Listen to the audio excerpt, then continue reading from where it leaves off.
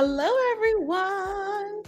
Welcome to day two of Defying All Odds. I am Chanel Power, the founder and CEO of the Meant to Be Collective. Y'all, I did not feel like taking down my Christmas tree last year. So it's given Emmanuel. It's given we three kings, okay, and the Nutcracker. But I'm so excited to see each and every one of you in. Please let us know where you all are tuning in from. As you all know, we start off first. Before we jump into today's amazing guest and his awesome session, we always want to tell you the latest and greatest of what is happening in our community. So lean on in and stay tuned. Of course, greetings. Welcome. I am tuning in here from New York City, and I would love to know where you all are tuning in from. We've been looking at a lot of the stats, and we see that we have some family all across the world. In Brazil, we saw some folks in West Africa, Australia, the UK. We're so excited to have you all. So definitely let us know where you all are tuning in from so that we can send you some physical love in the chat section. Okay. So definitely want you all to take a moment and share. Be an evangelist, honey. Don't be selfish. Let the people know what's happening on today. Go ahead. If you guys are on LinkedIn, go ahead and click on the share icon or like the little, I think it's the arrow. If you are on YouTube, same thing, arrow, let folks know, send it to a good friend, tell a friend to tell a friend. And I do want us all to make sure that we are connecting on LinkedIn. So drop your LinkedIn's also in the chat, whether you are on LinkedIn physically or on YouTube. I do want us to continue to create and cultivate community. So again, this month we are celebrating some amazing, great technologists for Accessibility Awareness Month. It's so important for us to just lean into more conversations around that. So we're excited to lean in. But first, let us know where you are in your tech journey. Are you self-learning? Are you in a boot camp? Are you currently in school? Or are you applying for your first role, honey, because you was out here in these streets? Or let us know if you are glowing and growing in your career with any of these icons below. We're so excited and we cannot wait to see where exactly you all are in your career. Have you referred? Have you visited our referral zone? So, as you all know, referrals are very, very highly influential in your journey, especially beginning here in tech. We do want to make sure that it is easily accessible and equitable for everyone.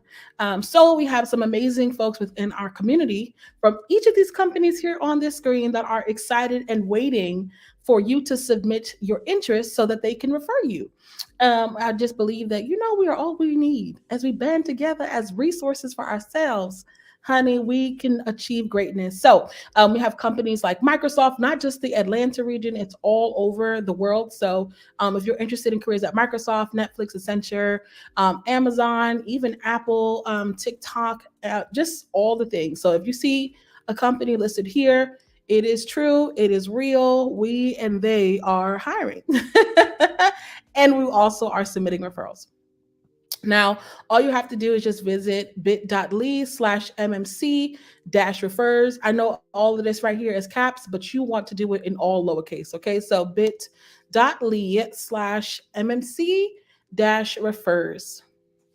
Before we continue to jump in, I just want to let you all know that we're just going to go over briefly you meeting the team. So if this is your first time tuning in, welcome. And if you're returning again, we say welcome back.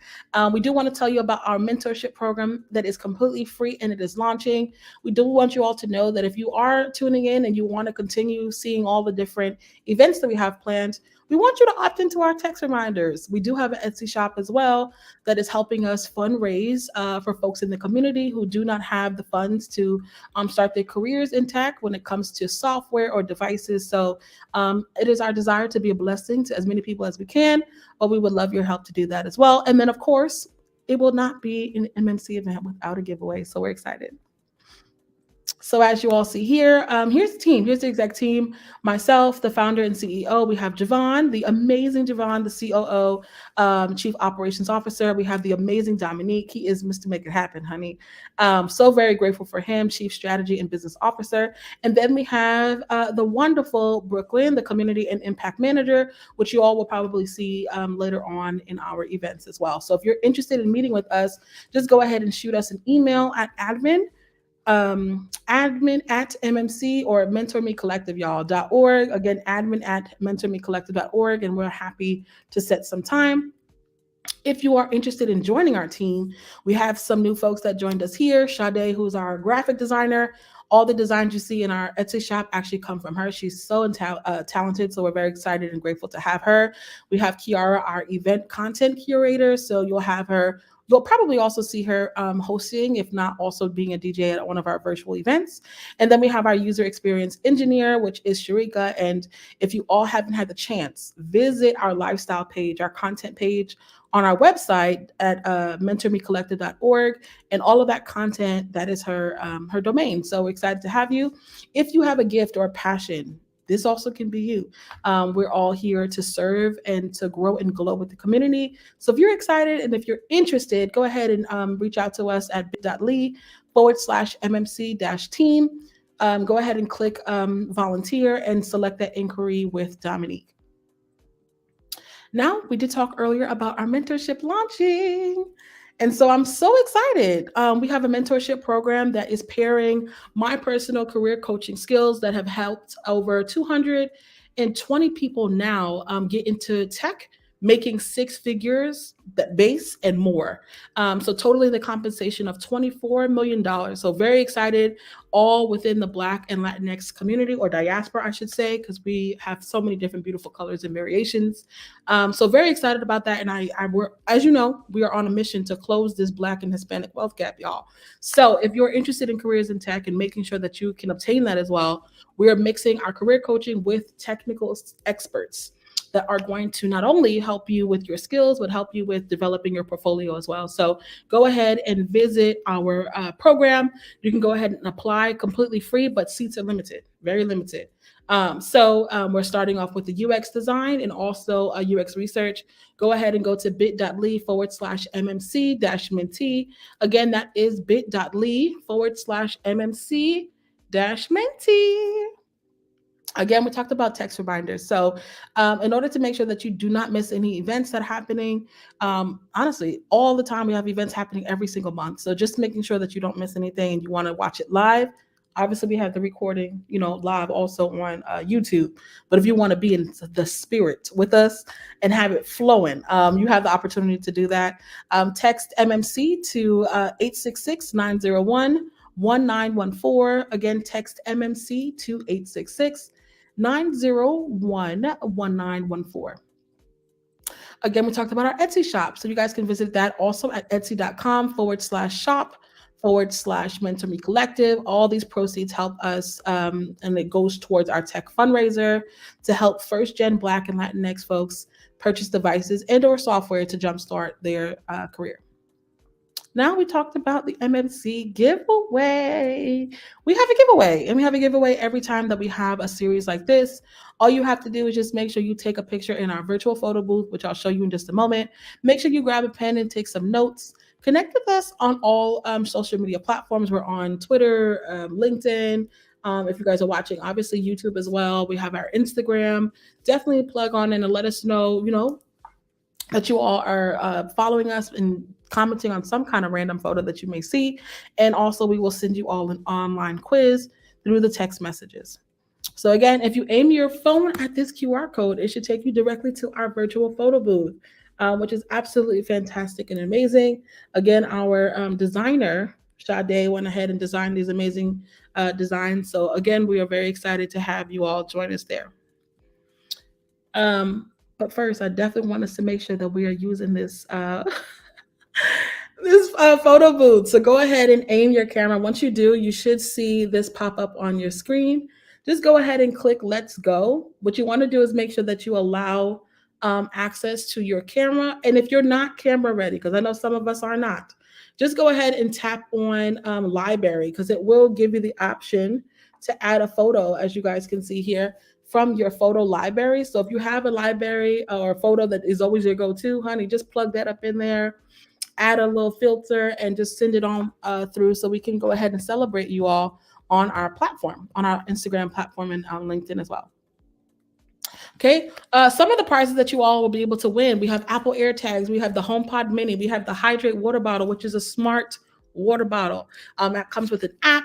It tells you how much water you have to drink a day if you're looking to lose a certain amount of weight or maintain weight. You also have the opportunity to compete with some friends. So, looking forward to seeing you all there. And also, we have the Nanolead smart light bulbs. So, you also can control when you want to turn off the light or turn it on from your phone. I know me, once I get comfortable, honey, it is hard. It is hard to get out of the bed, honey, and turn off that light that just seems so far, but really isn't.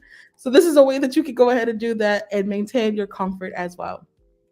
But you all did not come here to see me or to hear about me talk about these amazing giveaway prizes. You came here for the main event herself, the awesome Miss Natalie Patrice. We're so excited to have her.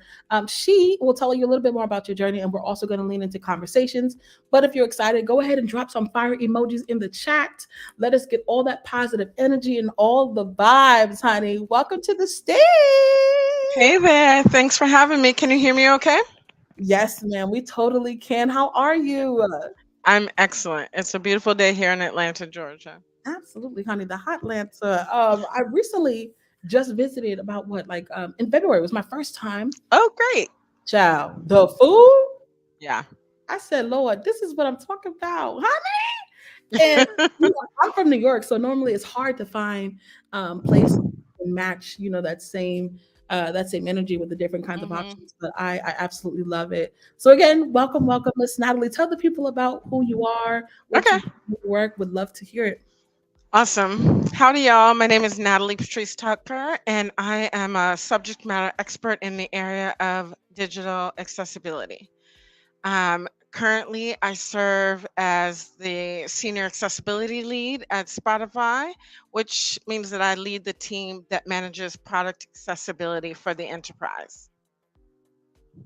Wow, that's insane. How did you? I know. Oh, whoa. Hashtag enterprise, honey. That is insane. So I would love to kind of hear about the steps that led up to that. How did you know Yeah. you wanted to get into that space? Was it something that you studied in college, or did you find your way? No, no, actually, I did not complete an undergraduate degree. I'm in the process of doing that right now, actually. But Wow. just for my own edification, not necessarily to further my career, though it very well may. Um, but so how it started was that I decided that I wanted to save the world. And I was living in Central Virginia, which is where my family is from. And I was like, I did some research and realized that DC was the nonprofit capital of the world. This is back in the late end of 1999, beginning early 2000s, right? And I was like, okay, I'm going to move to DC and work at a nonprofit and save the world. And I got to DC, started working in a nonprofit that you know, was working to create a living wage in the area, and it involved knocking on doors and talking to strangers and calling representatives, and just this whole suite of actions that were really tough for me. And I was like, there's got to be a better way. Well, the organization, the tiny little nonprofit that I worked for, had a database, an access database that we were not using to its fullest, and everybody was sort of a little afraid of. So I taught myself SQL and taught myself how to use this database. And I was like, eventually, I was like, aha, this is what I can do. I can, you know, do administration in nonprofits.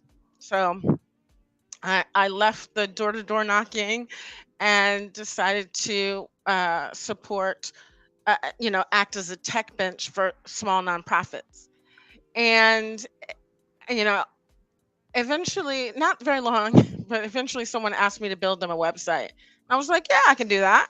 And I taught myself XHTML, CSS, a little enough JavaScript to be dangerous, and some other things. And in the process, I discovered the W3C, which is the standards making body for the internet. They write the standards for what HTML is and what CSS is and all of these things. And the nonprofits I was building websites for had constituencies in developing countries. So older browsers and slower internet connections, and we really needed to make sure that folks got our information. We weren't like trying to do all the bells and whistles. We were just trying to get the information and get folks connected. So while folks were running off trying to get flash websites and one by one pixel gifs, I was studying the standards and learning about cross browser compatibility and all of these standards. I just became in love. I sort of fell in love with at the time it was called the Semantic Web, which folks are still talking about the Semantic Web now, but there are other names for it. But just this idea of the interoperable web, um, it made sense to me. It seemed equitable to me. And as I was doing this, the standard came up, which is called the Web Content Accessibility Guidelines. At Wow. that at that time, it was 1.0, and I found it elegant, perfect, fascinating, amazing, and was using it in my work. Not long after, the federal government went looking for developers who knew about the Web Content Accessibility Guidelines, and how to implement them. And from there, I went into the federal government. Realized that I did not want to work in the federal government, but I did want to continue doing accessibility. So eventually, I opened up my own consultancy, started working with other accessibility consultancies, and sort of, I guess, the rest is history. So that by about 2008, when all the rules started to change in 2007, 2008, that those international standards that I was talking about really changed, and they began to harmonize all over the world around the WCAG 2.0 standard, because I had almost a decade of experience working with this. Like I got to work on bigger projects and eventually started working in big tech, and here we are today. That's Wow. the very long version of the story, so I hope nobody minds that. No, that was incredible, and I mean, we definitely see some amazing, reactions in the chat. Just excited about what you're sharing. Michael, he's hitting up the fence saying it's amazing that you also taught yourself back in the day. I mean, SQL, like SQL. So just to hear about that and to hear about your journey, I mean, how did you? And I know you said you just kind of discovered accessibility because it looks like you just love to learn. You're just a curious learner in person. So was this something that oh yeah, go ahead. Oh, well, so, my main motivation was, like I said, saving the world. So when Mhm. I found out, I was learning these standards and learning code, and it was so amazing, and I was so excited. But anybody who's tried to teach themselves anything knows it takes practice, it takes hard work, it takes dedication. It's not an overnight thing. Mhm. And I was trying to figure out, how can I continue to learn to code and get to save the world, and like accessibility felt like this perfect marriage, right? Wow. And so I was like, oh wow, this is so cool. And at the time, the WCAG standard was so young. I was sure that once everybody heard about it, and that they would be as excited about it as I was, and then like I could go back to trying to learn to be a rock star, Wow. JavaScript ninja or something, And but like I just, there were more and more people to teach. There were, the standards kept growing. You know, browsers kept shifting, assistive technology kept shifting. So like my career just kept, expanding because I was following what was interesting to me. Wow. That's so incredible. And I think for me, first of all, I have so many questions. One, as a Black woman in this niche space, first of Girl. all, in the government, right? Working working in the government, being in tech, and now being in accessibility, I feel like the circles already for representation get smaller. So what kept you going and fighting past what could be so many different kinds of barriers, whether they're mentally, physically, emotional, all the things. Well, so early on in my career, I had an amazing coach. She's actually still my coach to this day. Wow, 20 some odd years later. amazing. But early in my career, like we had a conversation. One of the conversations we had was about getting paid to play. What would it be like to get paid to play, and what would that look like, and what kind of career would that show up? And Mm, I was like, shooting for the moon. And I was like, like I want to be a, I want to dedicate my life to this accessibility thing. wow. Like I want to. What I said was, I'm committed to a web that works for everyone, no holds barred, no kidding. Like this is my path to world domination. I was like, this is what I'm gonna do. And like so I had made this like audacious commitment, right? This um impossible idea of what was possible for my life and career. And it really was just a dog nosed, like, no, I'm doing this. This is what I'm doing. I like this. This is what I'm doing. I'm good at it. Even before I thought I was good at it, actually. I just wanted to contribute and I wanted to be part of it. And then I went, every year there's this amazing, brilliant confluence of accessibility professionals called the CSON Assistive Technology Conference. And I went for the first time, and like all my idols were there, the folks whose work I had been respecting for a long time. Um, and like I went there with a sort of fear and trepidation, like, oh my gosh, they're gonna see me out. And I went to some of their presentations. I went to other people's presentations, and I did the whole thing. And I was like, oh my gosh, I could have done any of these presentations. Like I actually know what I'm talking about. And wow, it was it was kind of an eye opening thing.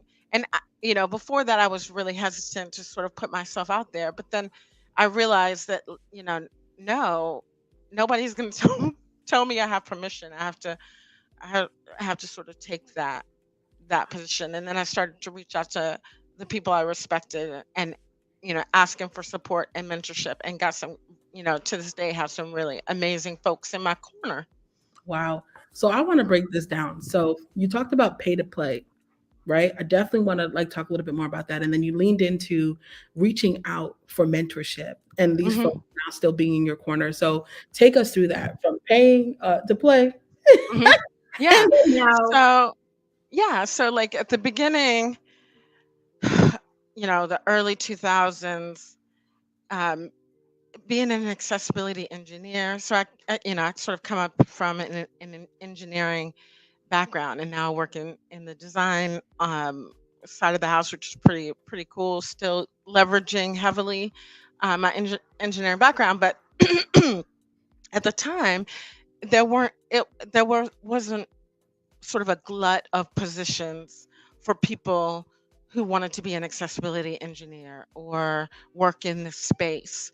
And so, y- you know, I was doing it, um, and finding it fascinating, but at a certain point, the direction of the organization would shift, and they would want my work to shift, and I would need to move on, right? If I wanted to, I tended to move on rather than trying to shift into something new.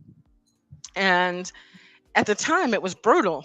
Like it was super brutal, and I was like, well, I know I want to do this, and it doesn't quite pay the rent right now, but I think it'll make a difference over time.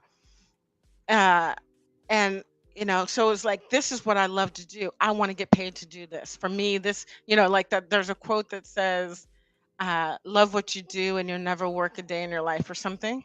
You know, Mhm, and mhm. it's like, this is what I love to do. I love learning. I love challenging myself. I love being, creating a world that works, a web that works. I love the standards, all of this stuff, right?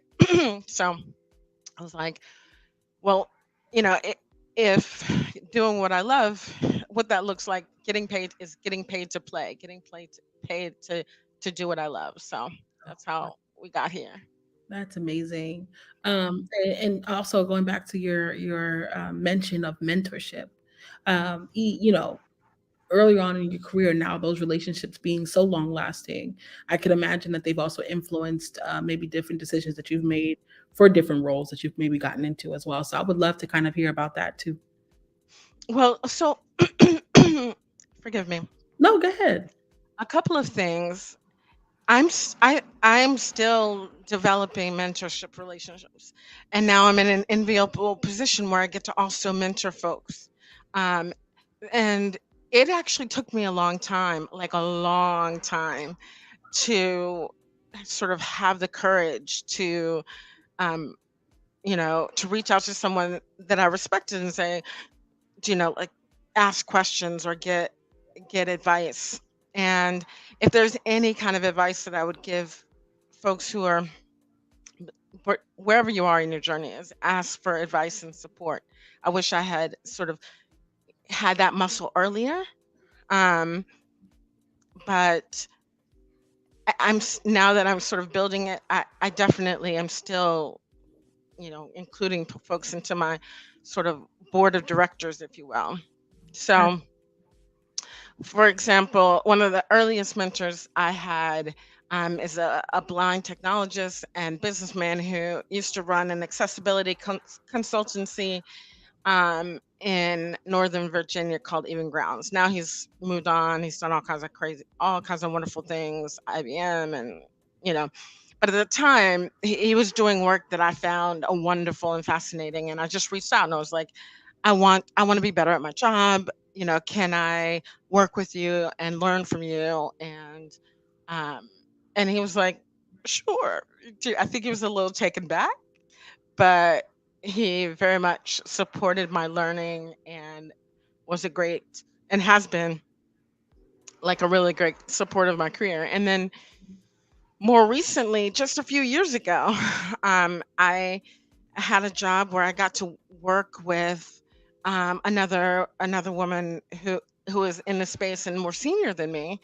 And like up until the point, I was sort of a lone gun. I was mostly working by myself and trying to influence an organization. So it was like an amazing miracle to get to work every day with someone as interested and committed and passionate as me. And sh- sh- we are still very close, and she still provides me a lot of support and guidance. Wow, that's Yeah. incredible. So I would love to kind of shift more so to the technical aspects of your career. hmm You mentioned, right, going from engineering to design. So what was that path like? Obtaining those skills and then being able to leverage now in a new space. Great question. So, for so much of my career, I was either learning on the job or teaching myself, right? And so, it's a double duty. So I have to know what I'm doing enough to do my job, but also need to keep learning enough to get better at it and move on to more and different things. Um, and so it's almost like having two jobs at the same time. Anybody who's sort of studying and working at the same time can kind of, I think, empathize a little bit. So, and mostly I was just like following where my interests lied inside of what I needed to know. So, for example, I'm feeling fairly great with HTML, CSS, and the little JavaScript I know, and then this new standard comes out around dynamic Mm, content for accessibility, the ARIA standard, and I'm like, oh, I don't know anything about this. This is a new frontier. I'm learning. I'm reading other people's code examples and that sort of thing. And so like I'm building enough of a technical foundation to understand it and use it, but also at the same time just learning right for myself. Well, that's the same way it's gone with other aspects of my career, whether that's understanding the standards, or when I started doing user research for the first time and never had written a research report, and was trying to understand, sort of like all of the different pieces, or It's the same thing. When I first started with Spotify, I I had sort of a dead feeling in my stomach because I was like, oh my gosh, I'm an engineer and I sit in the design work, and am I going to be enough, right? Mm, Um, and luckily everyone I work with is absolutely brilliant and amazing. But it also I also reread this book, Mismatch by Kat Holmes, which I encourage every single person, and I'll find a link, sort of at the end of this to get. But it's about inclusive design, and one of the things that it just represents to me too is that design is making things, and everybody, if you're making things, if you're breaking things and making things, you're a designer, and you get to say what that is. And part of my job is to democratize design so that there are more makers and there are more people contributing to that conversation. um and so I think with that, sort of giving myself some room, if you will, to be learning and not always know, really mm. makes a difference. That's incredible. Now, for folks currently maybe in engineering roles, currently as a either front end or back end, but really interested in building out either frameworks, wireframes, or designs um, for like web accessible technology, how would you encourage them to kind of enter into the space? Oh, that's a great question. Well, so um, it helps to be really clear about what you're most interested and excited about.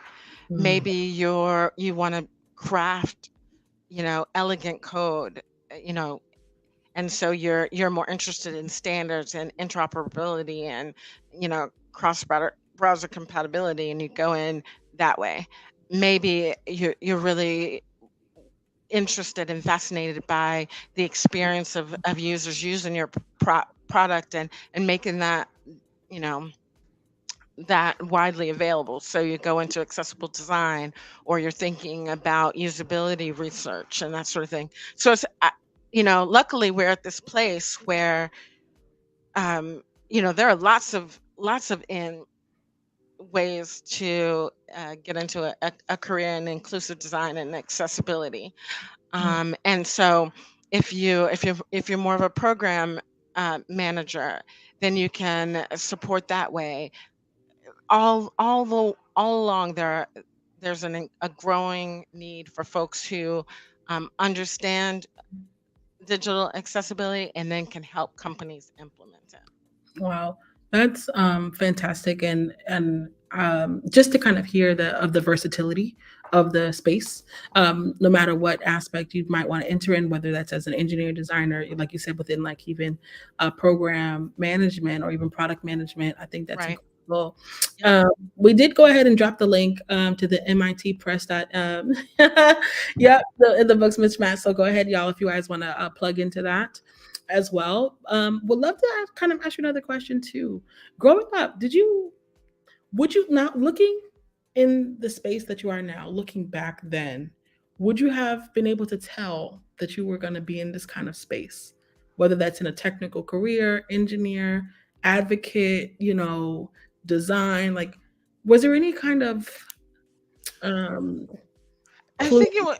I think it was a little easier for me to see tech as something I could do because my mother was highly technical. We had computers in the house from a very young age. She was a chemist, and like she was just she was not afraid by any means. We had the internet back when it was like dial up, and you were using like AOL CDs. Listen, Yeah. child, like since the day after Gore invented the internet, we've been on it, right? So Oh my god!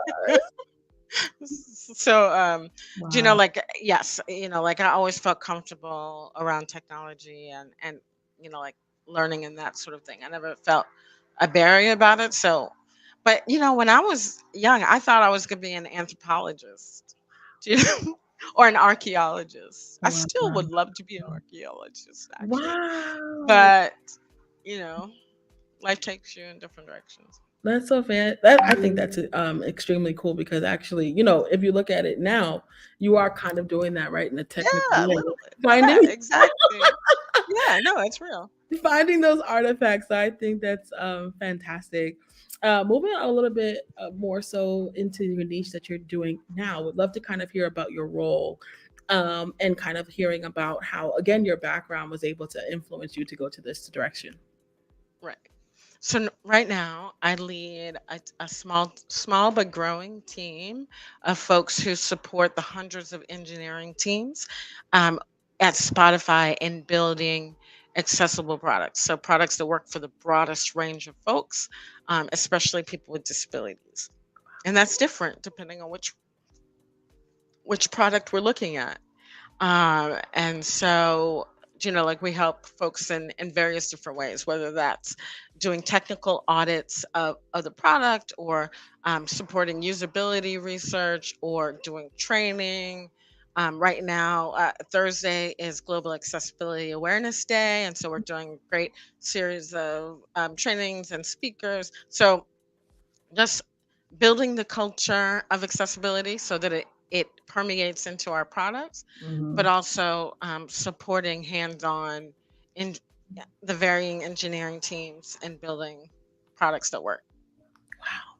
That is fantastic. I know you mentioned again like mismatch by Mr. Holmes. Are there other resources that you would encourage folks who are looking to get into accessible web design to read or maybe explore? Oh my gosh, there's a whole range of them, and of course, when my mind is mostly blank. There's like I'm connected to a lot of phenomenal people on Twitter, and so I can point you in the direction of folks on Twitter. Regine Gilbert comes to mind, Anna Cooks, Mm, like amazing work. Crystal Waters Pearson's wow. amazing work comes up to mind. Tatiana Max. So the Hayden Peckering, who has a great book in that space. So there's a and there are courses and sort of videos you can watch on YouTube. There's a broad range, whether you want to just start by reading the technical standards, which are free and thousands of pages long and very entertaining, if you're into that kind of thing, or do you want to watch a presentation or sit in a like a hands-on training. So there's lots of ways to get in. I would say some of the sort of lowest barrier of entry places would be joining groups in on LinkedIn that are you know that are for folks in the accessibility profession. And there's lots of them, whether you want to do math accessibility or um, you Mm. know PDF accessibility, digital accessibility, whatever, what in this space. There's lots of groups and folks willing to help each other. There's a public Slack channel for accessibility professionals and folks interested in the space or getting questions answered. That's like an invaluable resource. But there are lots of ways in. That is fantastic. We would love for you to share that Slack channel too for the folks who are interested in Okay. pivoting into. Mhm.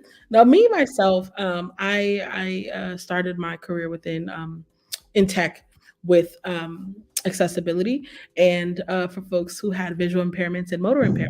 Nice. So I say that to say that you'll be surprised your what how again you can leverage your background to get in because I thought, honey, I was going to school to be a neurosurgeon, honey.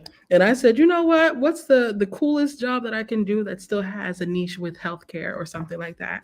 And that's how I got into accessibility. And now, before the role I have now was within UX research, and obviously now as an engineer, being able to now with that mindset advocate for products to have exclusivity. So I would love for you to speak about what that journey has been like in advocating, whether it's Hmm. been to groups who are familiar or even very unfamiliar and unforgiving about it. Well, I think it's changed a lot Mm, over the years. Um, when I first started in my career, it feels like accessibility was there were only a small segment of folks who were concerned with digital accessibility, and those had to do with folks who were either in the federal government or contracted with the federal government. And it took a while before folks in the public sphere um, were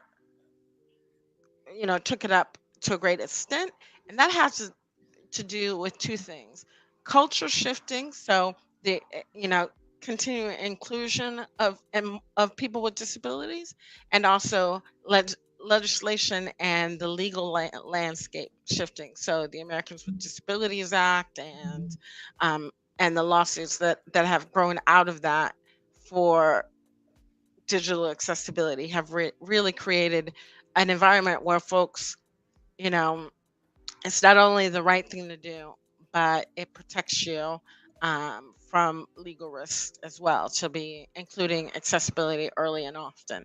So in the beginning, I feel like it was a harder sell, because there was a little bit of the feeling like, do we really need this? Mhm. Well, once you know that about 15% of the world's population lives with one or another kind of disabilities, then you realize that um, you cannot exclude a whole class of folks without losing something.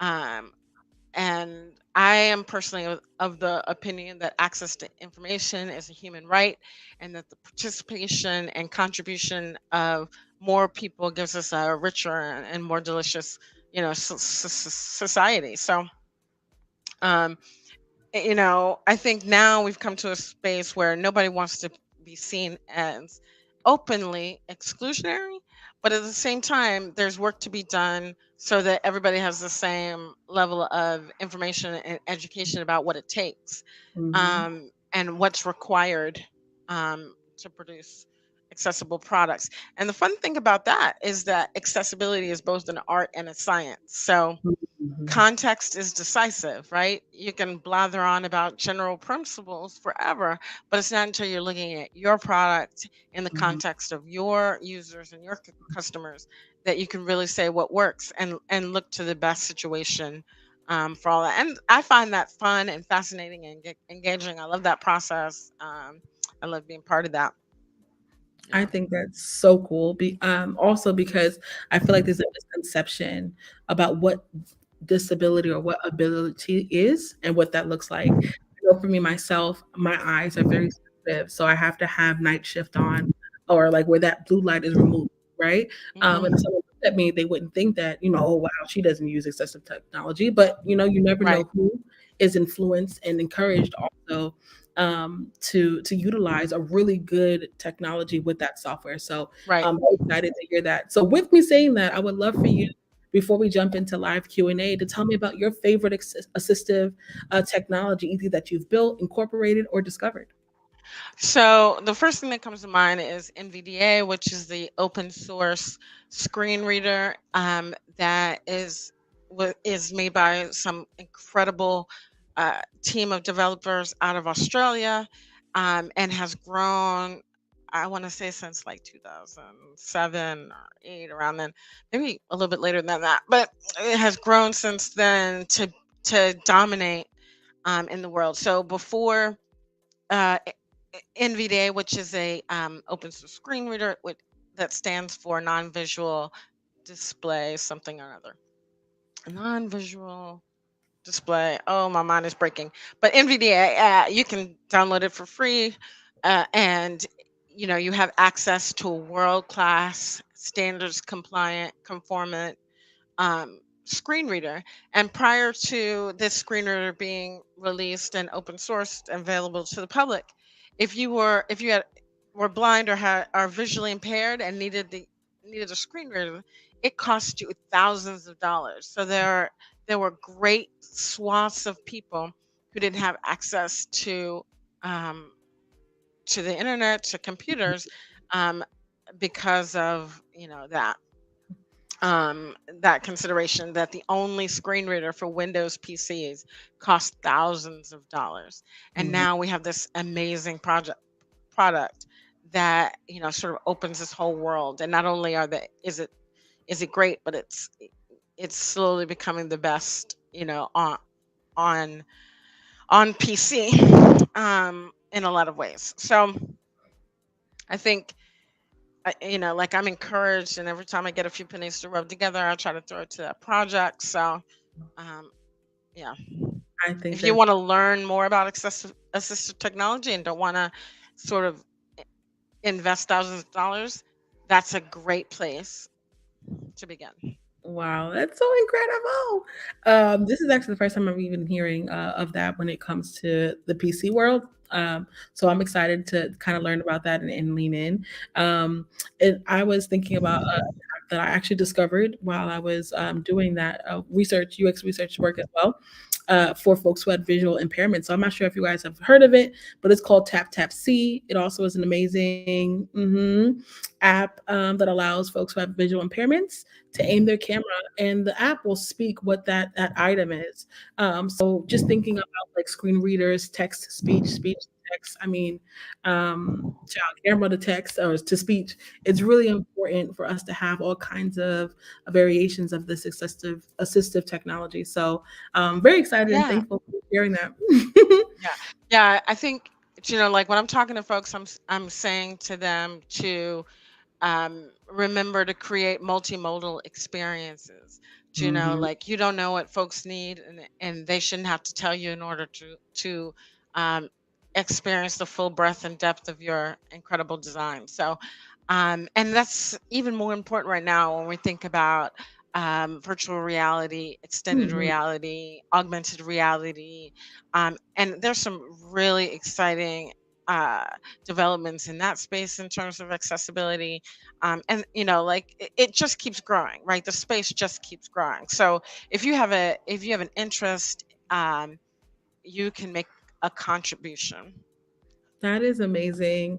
We see Rajesh. She said she'll be sending that to her mom. That's awesome. Absolutely.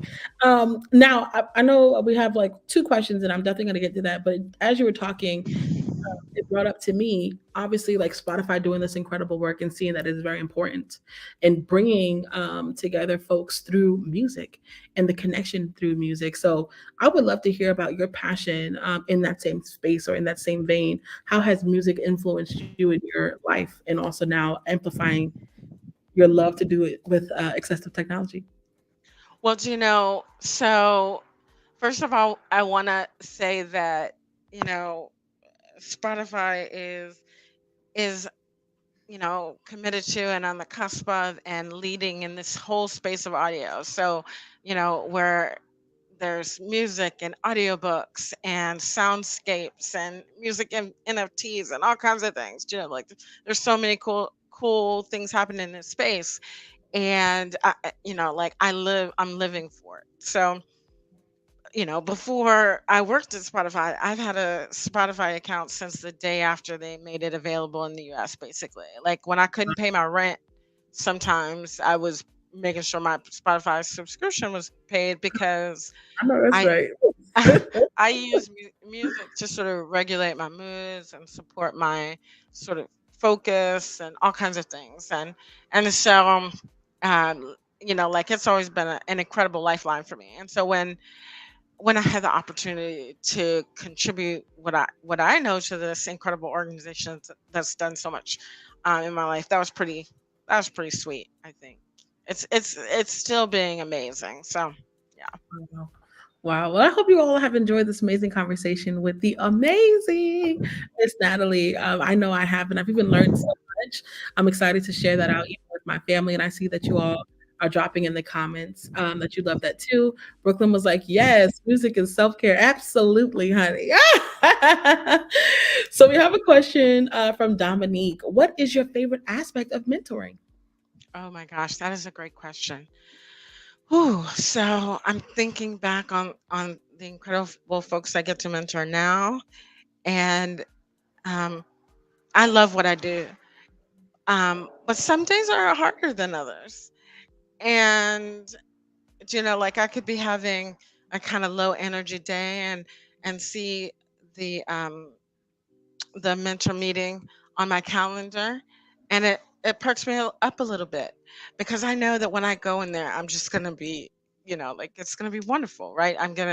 I get to talk to people who are excited about the space and, working out their challenges, and it reminds me of the things that I love about what I do, and also, if I can help folks kind of, not step it in it, in some of the ways that I have, then, like it's a wonderful blessing. But I think it's exciting to me when folks are like, I know this is what I want to do, and and I can support them in making that happen. That's my favorite part. Wow, I think that's so beautiful. And it is absolutely true. You get a new source of energy just because of the hunger that they have and desire to learn Yeah, from that. exactly. So I think that's absolutely cool. Um, we had another user say, okay, my Spotify was paid before my tuition. When I couldn't afford that, I started working at Starbucks so they could pay for Yep, it. it's real. Absolutely. I was back on Spotify before they even had premium, y'all. Me And too. so Exactly. I remember those okay. days. Yeah. And you had to get through those commercials, honey, with McDonald's, Popeyes, and everybody else. So uh, absolutely. Dominic says, thanks for sharing that. That was a really amazing answer. And I absolutely concur. If you had to choose a moment that was most precious in your life when it comes to your career, what would that be? It's a great question. I mean, right now, I I lead an incredible, thoughtful, dedicated team of folks, and it feels like an honor and a privilege. Mm, For so long, like I was like, universe, put me in, coach. I want to build a team. I know how this thing should go, and it's sort of better than I ever imagined, and also deeply challenging, to be honest and straight with you. Um, but it's just fabulous. It's wonderful to be working with folks who are as passionate as me, and also being able to set direction and that sort of thing. wow, I think that's so beautiful, and what a wonderful way to conclude this amazing conversation. Thank you all so very much for tuning in. Thank you, Miss Natalie, for sharing Thank these you for amazing. having me. Yes, you are so incredible, and just your passion and your genuine love for this topic. I need more folks who are advocating from a place of genuinity, right? And not out here just trying to just get the pocket. Nothing wrong with getting paid. No, absolutely. Oh, listen, no, absolutely not, honey. Especially as we still haven't gotten our 40 acres and a mule. But anyway, Sweet, sweet. honey, because people know, honey, I will tell them negotiate. Hold on one second. We have one more question. So, do you feel applications of accessible technologies can change across cultures or should change across cultures? I often wonder about the intersection of identity and how to structure things in a way that centers those most in need. Absolutely. And this is the whole piece about art and science, right? So there's some fundamental things you need to understand about technology and people with disabilities and assistive technologies. But ultimately, you're going to want to look at really what your context is, who Mhm, you're trying to talk to, and what they need. What mhm, so, for example, I work very closely with the localization team at Spotify. They're part of the design platform. They're an incredible, brilliant group of folks, and we both have our way of supporting users that contributes and sort of complements each other, right? So, absolutely, you're looking at the context at what you're creating a product when you're looking at what's needed to make it the most accessible. mhm, mhm. That's so beautiful. We had another question coming too from Brooklyn. What are some ways the audience can create awareness around accessibility? Um, I think that it it starts it starts with a conversation, Mm, and that conversation gets to build. So, the first, this might be a silly analogy, but like the first time you heard about Oreos, you weren't just like, okay, give me an Oreo. You heard about it, and then other people were talking about it, and then, like you saw a commercial, and you were like, hell, let me just have an Oreo, right? So it's like, okay, first you're talking about color contrast. Maybe you don't go into a deep conversation about accessibility or, people with disabilities. Maybe you're just talking about color contrast. Maybe um, you're thinking about a particular event and who's going to be there, and like, so infusing it into the conversation, having it be part of what you're doing, makes it easier for other people to ask questions if they don't know, makes it easier for you to learn and grow. It helps you see the context that you're working in, and make sure you're thinking about the folks who are going to be using your uh, you know products. So it's really just about thinking about it and talking about it, and continuing to, oh, I learned this, or there's a free seminar about this, or have we looked at keyboard accessibility for this yet? Not even, or like, how do we use this with a keyboard? Sometimes if you use big words, or folks can feel intimidated, and so I'm always looking for ways to sort of make draw folks in Mhm. rather than put up a barrier. Nobody wants to feel stupid, right? And there's new things all around all the time, and especially at this level of tech, people are coming from like fancy schools with very expensive degrees, and like, they're not being taught about accessibility, by and large. They're not being taught about technical standards, Mhm. you know, for the most part. And so I don't want folks to feel um, stupid, or put off, or sort of put off from learning to know about this area that I'm so excited and fascinated about and have built my career in. So I want it to be sort of approachable. I think that is powerful. Being approachable is very important, and that's even outside of technologies, just in general, Mhm. as people. So I think that was such a fantastic intro. Mhm. Um, Brooklyn, I hope that also answered your question as well, in how we can continue to advocate and have these awesome conversations. Again, everyone, thank you so much for tuning in. I do want you all to drop some fire emojis in the chat if you all enjoyed this conversation with the uncorrectable Miss Natalie Tucker. Also, how can we continue to follow you, Miss Natalie?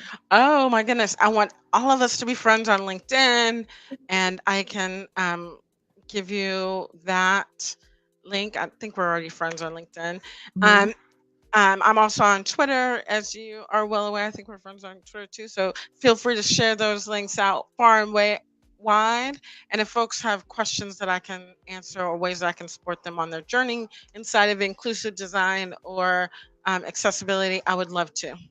Absolutely. We went ahead and dropped the link here on the screen, so you guys can go ahead and follow Miss Natalie here. We have some awesome fire emojis coming through. We're so excited. Please let us enjoy this. We have our survey in the link, so go ahead and check that out as well. Thank you all so very much for tuning in. And Miss Natalie, we've had an amazing, incredible time. Thank Me you. too. Thanks Bye, so much. everyone. Yes, ma'am. Have a good one, Miss Natalie. Okay. Bye. Bye, everyone.